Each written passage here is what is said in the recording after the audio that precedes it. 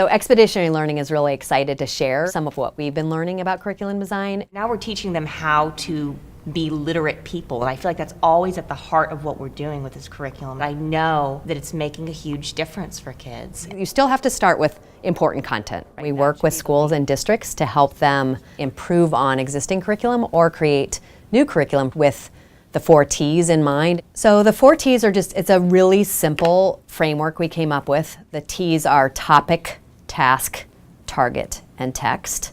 And it's just a really simple way to synthesize a lot of our learning about how to design really tight Common Core aligned curriculum that is compelling for students and teachers. There's skills that you use to get to understand the text. That's the shift that the Common Core is asking us to think about, building knowledge about the world through reading informational text. The frogs turn different colors, like they camouflage. Topic drives the learning for students.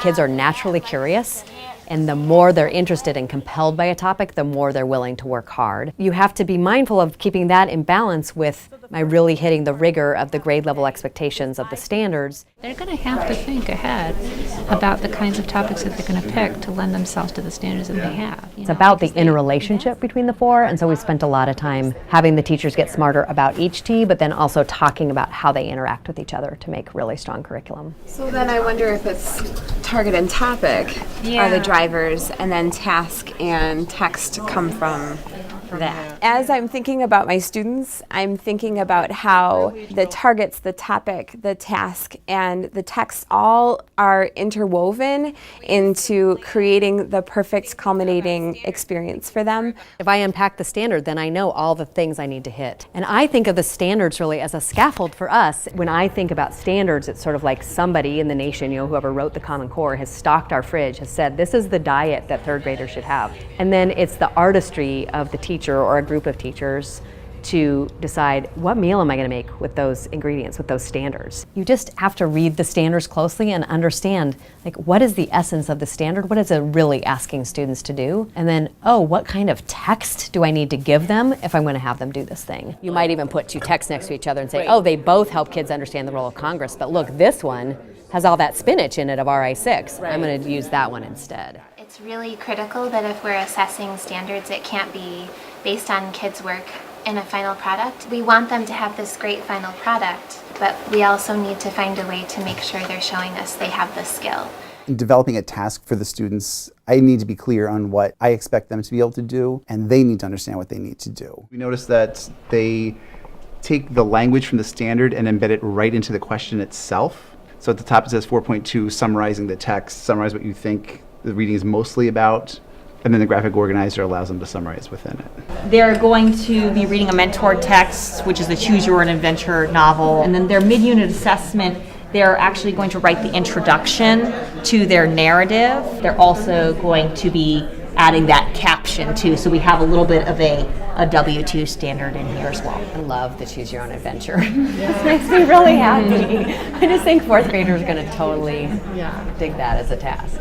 I think one of the things that really pushed our thinking a little bit more was the bundling of standards. We thought about what the bundles are, and now we can think about a text that fits those standards really well. Bundling is when you take standards and you look for things that they may have in common or be complementary to each other, and then really looking closely at what did each specific standard require of students and how they might drive the task that you ask a student to do. And complement that with a text that has to kind of push their thinking a little bit more. Now we're really thinking critically about the task and what text is going to drive that task. We were able to bundle the standards. Then once we did that, then we're able to say, wow, where are the assessments going to fit into these? And how can we form assessments that really help the kids master that standard? So it's forcing us to really think hard about the task and how it's explicitly related to the bundled targets. See the trapdoor of text, because we don't have a text necessarily. And we have them, but we don't know if they're going to serve the purpose. And how's the task going to serve that target? And is it the right task? Like this one you're talking about, it still feels a little orphaned.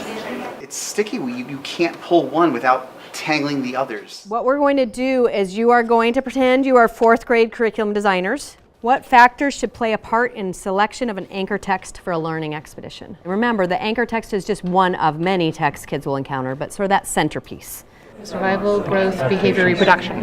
So from the content, it hits all 4 of the major functions that they want to get. Yes, I would agree. In fact, I think the presentation of this would be more sophisticated as well. There's a lot of ways of getting around reading the text. Yes, too many visual cues. Like if I had to just build quick background knowledge, I might throw that book at a kid, whereas this one would really allow them to look a little bit more at the craft of the writing in terms of pulling information out. We had to decide whether our purpose for our anchor text was to go deep and really develop their sophistication as readers and writers in their thinking, or if the purpose of our anchor text was building a common background knowledge and schema. When we had to look at the targets, it was clear that it had to be this one for targets. And say why?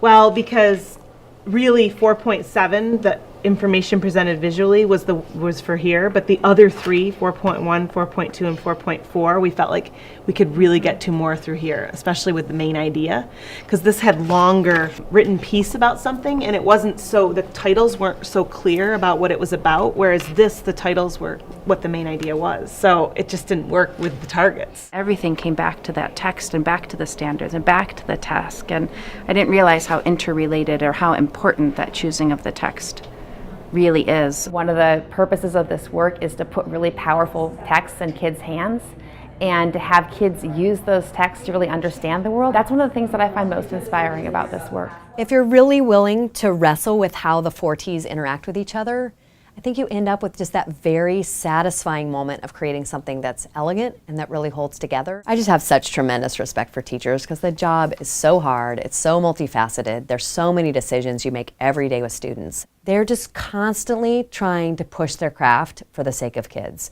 It's a process, and even when you think you've mastered it, there's more to learn. So teaching is a practice, and we are forever going to be improving in that practice.